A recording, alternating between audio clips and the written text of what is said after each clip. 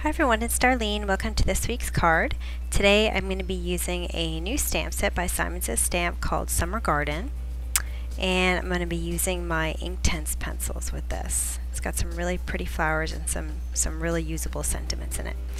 So anyway, I'm going to take this small flower and some Strathmore watercolor paper, and I'm going to randomly stamp this image in Versamark ink. And because you can't really see it, I'm going to kind of finish it off. I'm going to put some white embossing powder on there. And the first time I did it, I heated up and then I did some more stamping. But all you really have to do is put the embossing powder on there, and that'll allow you to see what you stamped. You don't really have to heat it all until the end. So that's what I did here. So I'm just going to do a couple more stamps there, and then I'm going to heat it all at the same time. Alright, I'm also going to be putting some masking fluid on here. So here's the bottle, Incredible White Mask, and I'll have a link on my blog. And you're not supposed to shake it, so I just sort of like stir it a little bit. I have this thing like I feel like I need to stir it somehow. So I just kind of swirl around. And I just have a medium brush, and I'm going to dip it in there, and I'm going to wipe a little bit of it off, but not too much. And then I'm going to chop it from the top of the brush. And this makes the least amount of mess. And it's just going to put some droplets. If you want thicker drops, then you can just load your brush up a little bit more with the fluid. Otherwise, just keep doing it until you get your whole cardstock covered. Now when I'm done, I'm just going to put the top on quickly because it does dry pretty fast, and then I'm going to rinse my brush off in the sink and it'll come off just fine. And it's okay if you get some on your craft sheet, it's no big deal, it comes right off. Alright, so I'm going to take 3 colors here of my Inktense pencils, and I'm going to do a couple of different layers. The first one is really just to lay down where my color is going to go. And I've just got a cup of water and my brush, and I'm pulling color directly from the pencil, and this does not ruin your tip at all. It doesn't make it weaker, it doesn't make it break. I'm just going to get some water on my brush, touch the end of the pencil, and that'll pull some color out. Now if I want it to be a little bit darker, I'll just put less water on my brush, and that's how I get more vibrant color. Alright, so I'm just going to keep going here until I get all my white space covered. And then once I figure out where the different colors are going to be, I'm going to go back and just add a little bit more color. Just a little bit more pink, a little bit more purple, and a little bit more green.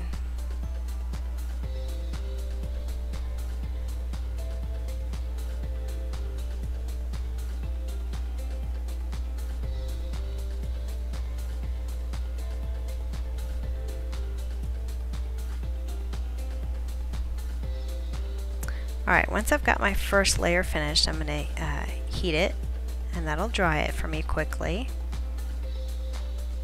And the great thing about these pencils is that you can apply multiple layers.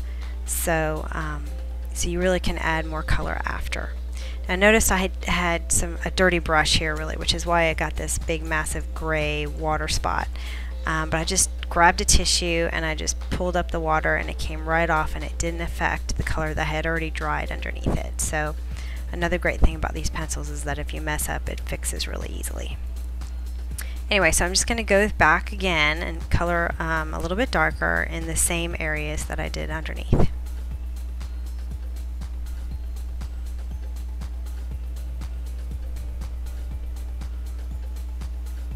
And I'm kind of angling my brush, so I'm kind of dabbing it from the side, so I don't really get brush marks.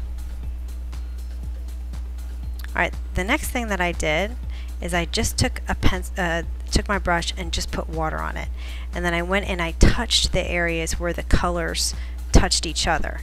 So I would sort of blend that line together in between the two different colors, so I didn't get any lines in between colors, and this really helped blend the whole thing into sort of like a cloudy look instead of different colors.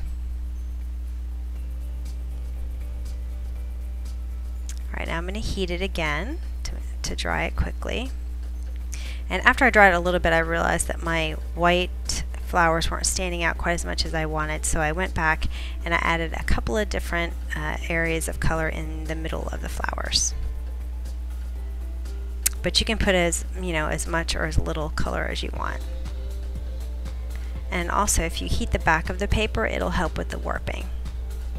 It kind of uncurls it a little bit when you heat the back.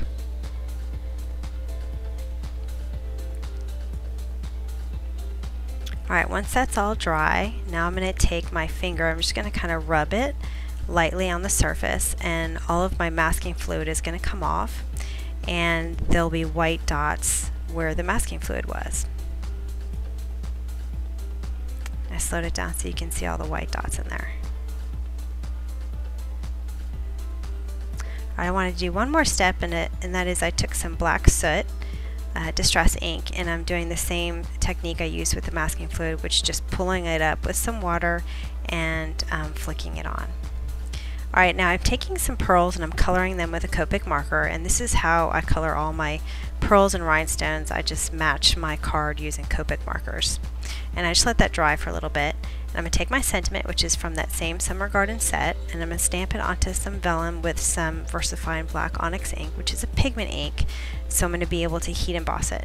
Now my Stampin' Up! Heat tool has actually a low setting and a high setting, so when I'm heating vellum, I keep it on the low setting, and it takes a little bit longer, but it really helps. It doesn't really curl. Okay, now I'm going to do some die cutting here. I've got my Mama Elephant Femme frames, which are awesome because they fit perfectly on an A2 size card.